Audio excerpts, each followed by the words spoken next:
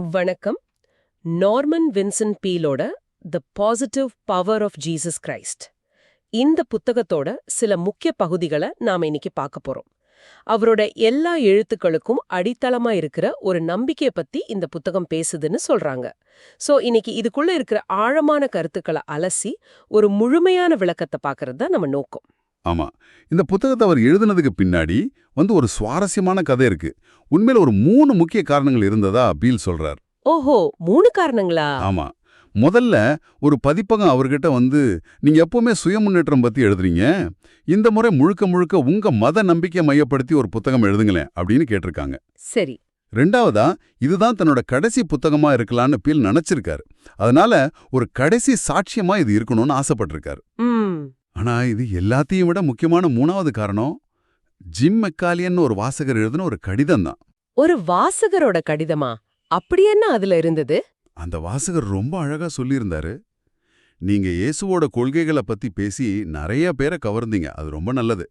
ஆனா இப்போ நீங்க இயேசு கிறிஸ்துவோட உங்களுக்கு இருந்த தனிப்பட்ட உறவை பத்தி, அந்த அனுபவத்தை பத்தி ஒரு புத்தகம் எழுதினா, அது நீங்க இதுக்கு முன்னாடி எழுதின எல்லாத்தையும் ஒன்னா இணைச்சு ஒரு முழுமையான அர்த்தத்தை கொடுக்கும் அப்படின்னு எழுதியிருந்தார். வாவ், அந்த ஒரு வரிதான் பீல ரொம்ப பாதிச்சிருக்கா? ஆமா, தன்னோட எல்லா போதனைகளோட ஆணி வேறு என்னங்கறத விளக்க வேண்டிய சமயம் வந்துருச்சுன்னு அவர் உணர்ந்தாரு. அப்போ பீல் சொல்ற அந்த இயேசு கிறிஸ்துவின் நேர்மறை சக்தி அப்படின்னா என்ன? அது வெறும் பாசிட்டிவ் திங்கிங்கா, இல்ல அதுக்கும் மேலையா? இது ஒரு முக்கியமான கேள்வி. பீலோவை பொறுத்தவரை இந்த நேர்மறை சக்திங்கிறது வெறும் பாசிட்டிவ் திங்கிங் மட்டும் இல்ல, அது ஒருத்தரோட அடிப்படை குணத்தையே மாத்தக்கூடிய சக்தின்னு அவர் நம்பினார். குணத்தையே மாத்துறதா? ஆமா, இத வெறும் தத்துவமா சொல்லாம அவர் கண்ணால பார்த்த ஒரு சம்பவத்தை வச்சு விளக்குறார். அதுதான் டேவ் ஹெண்டர்சனோட கதை. ஓகே, இங்கதான் விஷயம் சுவாரஸ்யமா ஆரம்பிக்குது. யார் இந்த டேவ் ஹெண்டர்சன்? டேவ் ஹெண்டர்சன அந்த ஊரோட கெட்ட மனுஷன் தான் எல்லாரும் சொல்றாங்க. ஆமா, பயங்கர குடிகாரர், வாயில கெட்ட வார்த்தை தான் வரும், எப்ப பாரு சண்டை. ஏன் அவரோட மனைவியை அடிக்கிறதாகவும் கூட ஊருக்குள்ள ஒரு பேச்சு இருந்தது. ஆனா பீலோட அப்பாவுக்கு மட்டும் அவர் மேல ஒரு சின்ன நம்பிக்கை இருந்திருக்கு. கரெக்ட். கடவுள் நினைச்சா இவருக்குள்ள இருக்கிற நல்ல மனுஷனை வெளியே கொண்டு வர முடியும்னு அவர் அடிக்கடி சொல்வாராம். அப்படி இருக்கும்போது ஒரு நாள் சாயங்காலம் சர்ச்சில் ஒரு கூட்டம் நடக்குது. ஃபீலோட அப்பா பிரசங்கம் பண்ணிட்டு கடைசியா ஒரு அழைப்பு விடுக்கிறார். தங்களோட வாழ்க்கைய மாத்திக்கணும்னு நினைக்கிறவங்க முன்னாடி வரலான்னு சொல்றார். அப்போ டேவ் ஹெண்டர்சன் வர்றாரா? யாருமே எதிர்பார்க்கல. அந்த டேவ் ஹெண்டர்சன், அந்த முரட்டு மனுஷன் மெதுவா எழுந்து முன்னாடி நடந்து வரார். அவர் கண்கள்ல இருந்து கண்ணீர் வழிஞ்சுக்கிட்டே இருக்கு. அந்த ஒரு நொடிய பீல் விவரிக்கிறதே தத்ரூபமா இருக்கு. ஒரு மனுஷனோட முகம் அடியோட மாறினத ஒரு சின்ன பையனா அவர் பாக்குறார். யோசிச்சு பாருங்க, அது எவ்ளோ பெரிய தாக்கத்தை ஏற்படுத்தியிருக்கும். நிச்சயமா ஃபீல் இப்படி எழுதுறார். டேவோட முகத்துல அப்போ தெரிஞ்ச அந்த வெளிச்சம், அந்த மாற்றம் இந்த உலகத்தோடதே இல்ல. அது நம்ப முடியாத அளவுக்கு அழகா இருந்துச்சு. அந்த ஒரு கணத்துல டேவ் ஹெண்டர்சன் மொத்தமா மாறிட்டார். இதுல நம்ம கவனிக்க வேண்டிய முக்கியமான விஷயம் என்னன்னா, இது ஏதோ தற்காலிகமான உணர்ச்சி வசப்பட்ட செயல் இல்ல. அந்த சம்பவத்துக்கு அப்புறம் டேவ் தன்னோட எல்லா கெட்ட பழக்கங்களையும் ஒரே நாள்ல விட்டார். குடிக்கிறது, சண்டை போடுறது எல்லாத்தையும் நிறுத்திட்டு அந்த ஊரே மதிக்கிற ஒரு நல்ல மனுஷனா வாழ்நாள் முழுக்க வாழ்ந்தார்.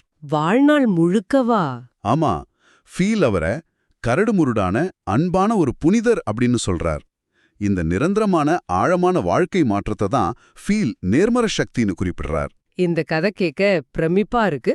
ஆனா ஒரு கேள்வி வருது, இந்த மாதிரி ஒரு திடீர் மாற்றம் உளவியல் ரீதியா சாத்தியமா, இல்ல இது முழுக்க முழுக்க நம்பிக்கையை மட்டுமே சார்ந்த விஷயமா? ரொம்ப நல்ல கேள்வி. இன்னைக்கு இருக்கிற உளவியல் மொழியில சொல்லணும்னா இத ஒரு பாரடைம் ஷிஃப்டோட உச்சகட்ட நிலைன்னு சொல்லலாம். அதாவது அவரோட அடிப்படை சிந்தனை முறையே அடியோடு மாறுறது. எக்ஸாக்ட்லி. பல வருஷங்களா ஒருத்தர் நான் ஒரு கெட்டவன்னு ஒரு கதையை தனக்குத்தானே சொல்லிக்கிட்டு வாழ்றாரு. ஆனா அந்த சர்ச்ல நடந்த சம்பவம் அந்த பழைய கதையை அழிச்சிட்டு நான் ஒரு புதிய மனிதன்கிற ஒரு புதிய சக்தி வாய்ந்த கதையை அவர் மனசுல பதிய வச்சிருக்க. புரியுது. அப்போ மத்தவங்க வாழ்க்கையில இந்த சக்தி வேலை செய்யறத பார்த்து ஃபீல் அதை தன்னோட சொந்த பிரச்சனைக்கும் பயன்படுத்த முயற்சி செஞ்சிருப்பாரு இல்லையா? கண்டிப்பா. இங்கதான் பீலோட கதை இன்னும் ஆழமாகுது. அவருக்கு அவரோட தனிப்பட்ட வாழ்க்கையில ஒரு பெரிய போராட்டம் இருந்திருக்கு. அதுதான் தாழ்வு மனப்பான்மை, அதாவது இன்ஃபீரியாரிட்டி காம்ப்ளெக்ஸ். ஆமா, இதனால அவர் ரொம்பவே கஷ்டப்பட்டிருக்காரு. அப்போ முன்னாடி மருத்துவராகவும் இருந்த பீலோட அப்பா அவர்கிட்ட ஒரு வித்தியாசமான ஆலோசனையை சொல்றாரு. என்ன சொல்றார்? அவர் இயேசுவ ஒரு மத போதகரா மட்டும் அறிமுகப்படுத்தாம மன மற்றும் உணர்ச்சி ரீதியான நோய்களை குணப்படுத்துற ஒரு சிறந்த மருத்துவர் அப்படின்னு சொல்றாரு. ஓ, ஒரு மருத்துவர் மாதிரி அணுகச் சொல்றாரு. ஆமா, தவறான சிந்தனை முறைகளை சரி பண்ற ஒரு அற்புதமான சக்தி அவர்கிட்ட இருக்கு. நீ உன்னோட தாழ்வு மனப்பான்மைய அவர்கிட்ட ஒரு நோயாளி மாதிரி எடுத்துட்டு போ அப்படின்னு சொல்றார். தன் அப்பாவோட சேர்ந்து பிரார்த்தனை செஞ்சதுக்கு அப்புறம் ஒரு ஆழமான அமைதியையும் சந்தோஷத்தையும் உணர்ந்ததா ஃபீல் சொல்றார். ஆமா, அந்த ஒரு தனிப்பட்ட அனுபவம் தான் பிற்காலத்துல உலக புகழ் பெற்ற the power of positive thinking புத்தகத்தோட அடித்தளமாவே அமைஞ்சது. அப்போ ஃபீல பொறுத்தவரை நேர்மறை சிந்தனைங்கிறது நாமளா உருவாக்கிக்கிற ஒரு மன உத்தி மட்டும் இல்ல, அது கிறிஸ்துவின் சக்தியிலிருந்து கிடைக்கிற ஒரு பரிசு. இன்னைக்கு இருக்கிற பல சுயமுன்னேற்ற புத்தகங்கள் உங்க எண்ணங்களை மாத்துங்க, உங்க வாழ்க்கை மாறும்னு சொல்லும். ஆனா பீல் இன்னும் ஒரு படி மேல போய் அந்த எண்ணங்களை மாத்துறதுக்கான சக்தியே ஒரு உயர்ந்த இடத்துல நமக்கு கிடைக்குதுன்னு நம்புறாரு. ஓகே, ஒருத்தரோட கெட்ட குணத்தை மாத்துறது, தாழ்வு மனப்பான்மையை சரி செய்யறதுன்னு பார்த்தோம். ஆனா செஞ்ச ஒரு பெரிய தப்புக்காக வருந்தும்போது, குற்ற உணர்ச்சியில தவிக்கும்போது இந்த சக்தி எப்படி உதவுது? அதுக்கு தான் ஃபீல் சில கதைகளை சொல்றாருன்னு நினைக்கிறேன். ஆமா, இந்த புத்தகம் முழுக்க இந்த சக்தி எப்படி வெவ்வேறு விதமான மனுஷங்க வாழ்க்கைய மாத்துச்சுன்னு பல நிஜ கதைகளை ஃபீல் அடுக்கிட்டே போறாரு. அதுல சிலதை நம்ம பார்க்கலாம். சரி, முதல்ல பயங்கர கோபக்காரர் ஒருத்தரோட கதை. ஃபீலோட சர்ச்சுக்கு வந்த அந்த நபருக்கு மோசமான குணம் இருந்ததா சொல்றாரு. சின்ன விஷயத்துக்கு கூட எரிஞ்சு விழுவார். ஒரு நாள் கூட்டத்துல ஃபீல், உங்களுக்குள்ள ஏதாவது பலவீனம் இருந்தா அதை ஒப்புக்கிட்டு முன்னாடி வாங்கன்னு கூப்பிட அந்த மனுஷன் வராரு. ஃபீல் அவர் தோல்ல கை வச்சு ரொம்ப நம்பிக்கையோட, உனக்குள்ள இருந்த சாத்தான் இப்ப வெளியேறிட்டான்னு சொல்றார். ஒரு நிமிஷம், இது கேட்க கொஞ்சம் நாடகத்தனமா இல்லையா? சாத்தான் வெளியேறிட்டான்னு சொன்னா ஒருத்தர் மாறிடுவாரா? நீங்க கேக்குறது சரிதான். இதுல சுவாரஸ்யவே அதுதான். பீல் என்ன சொல்றாருன்னா, அந்த கோபக்கார மனுஷனுக்கு முழு நம்பிக்கை இருந்துதான் தெரியாது. ஆனா பீலுக்கு 100% நம்பிக்கை இருந்தது. ஓஹோ, பீலோட நம்பிக்கை. ஆமா, பீலோட அந்த அசைக்க முடியாத நம்பிக்கை ஒரு அலை மாதிரி அந்த மனுஷனுக்குள்ளேயும் பாஞ்சது. நான் சொல்றேன் நீ மாறிட்டேங்கிற அந்த உறுதியான வார்த்தை அவரோட ஆழ் மனசுல ஒரு விதைய விதைச்சது. நம்ப முடியல. அதுக்கப்புறம் அவர் உண்மையாவே மாறிட்டாரா? தன் வாழ்நாள் முழுக்க அவர் ரொம்ப அமைதியான, தன்னை கட்டுப்படுத்திக்கிற ஒரு மனுஷனா வாழ்ந்தாருன்னு பீல் சொல்றார். இது ஒருத்தரோட நம்பிக்கை இன்னொருத்தருக்குள்ள மாற்றத்தை எப்படி உண்டாக்க முடியுங்கிறதுக்கு ஒரு உதாரணம். சரி, இது ஒருத்தரோட குணத்தை மாத்திர கதை. அடுத்ததா ஏர்னஸ்ட்னு ஒருத்தரோட கதை வருது. அது இன்னும் சிக்கலானதாச்சே. ஆமா, ஏர்னஸ்ட்ங்கிறவரு அவர் வேலை செஞ்ச நிறுவனத்திலிருந்து கிட்டத்தட்ட $218,000 திருடிட்டார். அப்பா, அந்த காலத்துல இது ஒரு மிகப்பெரிய தொகை. ஆமா, ஆனா பணத்தை எடுத்ததுக்கு பிறகு அவரால நிம்மதியா வாழவே முடியல. கடுமையான குற்ற உணர்ச்சி அவரை ஒவ்வொரு நாளும் கொண்டுட்டு இருக்கு. தூங்க முடியல, சாப்பிட முடியல, ஒரு நரக வாழ்க்கை. கரெக்ட். கடைசியா பீல் கிட்ட வந்து ஆலோசனை கேட்கிறார். பீல் ஒரே ஒரு விஷயம்தான் சொல்றார். நேரா உங்க முதலாளி கிட்ட போங்க, உண்மையை ஒத்துக்கிட்டு பணத்தை திருப்பி கொடுக்கறேன்னு சொல்லுங்க. இது கேட்க எளிதா இருக்கலாம், ஆனா அந்த நிலைமையில இருக்கிற ஒருத்தருக்கு இது ரொம்ப கஷ்டம். ரொம்ப கஷ்டம். ஆனா இதுல உச்சக்கட்டமே அந்த முதலாளியோட பதில் தான். எர்னஸ்ட் நடுங்கிக்கிட்டே போய் எல்லா உண்மைகளையும் சொல்றார். அந்த முதலாளி என்ன செஞ்சாரு? போலீஸ்லயா பிடிச்சு கொடுத்தாரா? இல்ல, அதுதான் ஆச்சரியம். அவர் கொஞ்ச நேரம் அமைதியா இருந்துட்டு ரொம்ப பரிவோடு சொல்றார். எர்னஸ்ட், இத்தனை வருஷமா நீ ஒரு நரகத்துல வாழ்ந்திருக்கேன். பணத்தை இழந்ததை விட உன்னோட கஷ்டத்தை நினைச்சாதான் எனக்கு ரொம்ப வருத்தமா இருக்கு. அப்படியா சொன்னாரு? பணத்தை பத்தி கவலைப்படலையா? பணத்தை பத்தி ஒரு வார்த்தை கூட பேசல. எர்னஸ்டோட மன வேதனையை பத்தி தான் கவலைப்படுறார். இந்த ஒரு வார்த்தை, இந்த எதிர்பாராத மன்னிப்பு எர்னஸ்டோட வாழ்க்கைய மொத்தமா மாத்துது. அவரோட முகம் துக்கத்திலிருந்து மாறி ஒரு குழந்தையோட முகத்துல தெரியற மாதிரி மகிழ்ச்சியும் அமைதியும் நிறைஞ்சதா மாறுச்சுன்னு ஃபீல் விவரிக்கிறார். ஆமா, இந்த மன்னிப்போட சக்தி அபாரமானது. ஆனா எல்லா முதலாளிகளும் இப்படி இருப்பாங்களான்னு தெரியலையே. உண்மைதான், இது ஒரு விதிவிலக்கான நிகழ்வா இருக்கலாம். ஆனா ஃபீல் இங்க சொல்ல வர்ற கருத்து, எர்னஸ்ட் உண்மையை ஒப்புக்கொள்ள எடுத்த அந்த முதல் படிதான் முக்கியம். அந்த நேர்மையான முயற்சி தான் மன்னிப்புக்கான கதவை திறந்தது. புரியுது. குற்ற உணர்ச்சியிலிருந்து விடுதலை அடைய நேர்மை அவசியம்ங்கிறீங்க. ஆமா, அந்த நேர்மைக்கும் மன்னிப்பை ஏத்துக்கிற மனப்பக்குவத்துக்கும் இந்த சக்தி உதவுதுங்கிறது தான் ஃபீலோட கருத்து. சரி, குணத்தை மாத்துறது, குற்ற உணர்ச்சியிலிருந்து விடுதலை. அடுத்ததா பழக்கங்களுக்கு அடிமையாகிறது. இது ஒரு பெரிய பிரச்சனை. இத பத்தியும் பீல் பேசுறார். ஆர்ச்சி ஏ என்பவரோட கதை ரொம்ப சக்தி வாய்ந்ததா இருக்கு. ஆமா, ஆர்ச்சி ஏவோட கதை ரொம்பவே தீவிரமானது.